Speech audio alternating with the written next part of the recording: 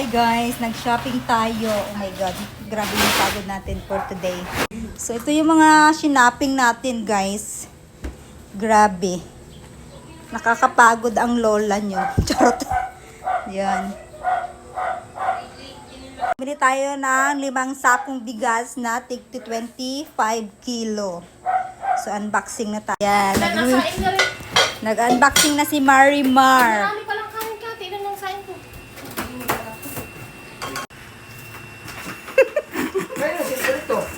So, ito yung mga laman niya, guys. Bumili tayo ng mga frozen sa Pure Gold na mga ganito. So, madami yan siya, guys. Tapos, ayan, yung ating grocery. Ay, Diyos ko. Ayan, yung mga pang-hygiene. Ayan. Tapos, ito din sa Pure Gold. Tapos, meron din dito tayong mga cup noodles. Yes. Abot po kayo, B. Pero yung mga chicken, ano ba yan? Ay, ice cream pa. Matutuba. Maya. So, meron tayo nito, guys. Tapos, meron tayong nuggets. Oh. Tapos, pasensya na kayo sa ating background. Yung mga pepper, no? Ay, nabili tayo na ano to, no? Salmon. So, sa Pure Gold. Ilan to, B? Dalawa yun na. Nahirapan ko nga mag-punch yung salmon, guys. Sisigal natin yan ng bintang dito. Nabili tayong mga hotdog, guys. Chicken flavor.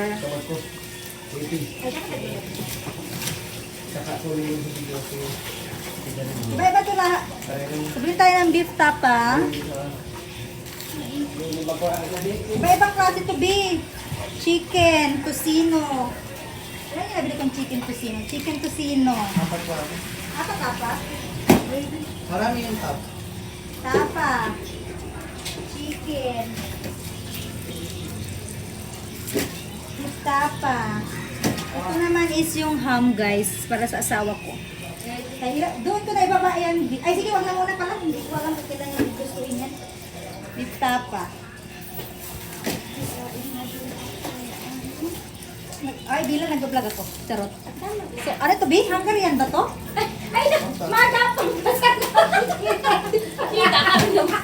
Tapos, hotdog, guys. Awas yan dyan. Sasabihin mo pa ba ito?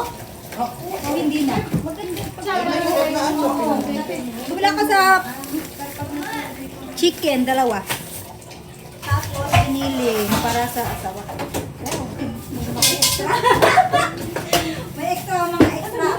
Pasensya na guys. Gagapang pasal ako sa kita din naman pala. Ito pa, may extra. Awas yan dyan. Ay, hindi na. Mga tinapay na pala ito.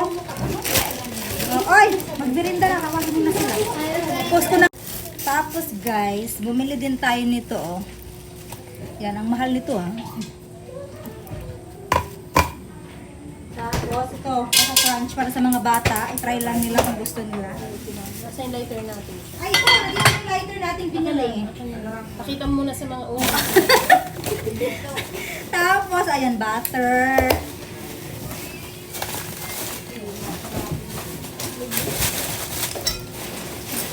Tapos, bumili din tayo nito.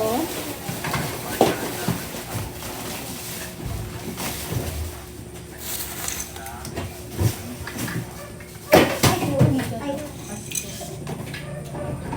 Bakit naglalagay pa tayo ng tubig? Eh, ano kasi na yun? So, di ba hindi naman na tayo, meron na tayong water. Sayang yan, tubig. Huwag na itong tapon sa mga. Ilagay ko lang muna itong iced coffee. Tapos itong ano iba. Di ba nilagay yung Marimar o chiller? Kumain niya, sarap ba to? Oo. Kaya lagi mo ng sarap. Ay, battery. Sarap mo. Ito pa.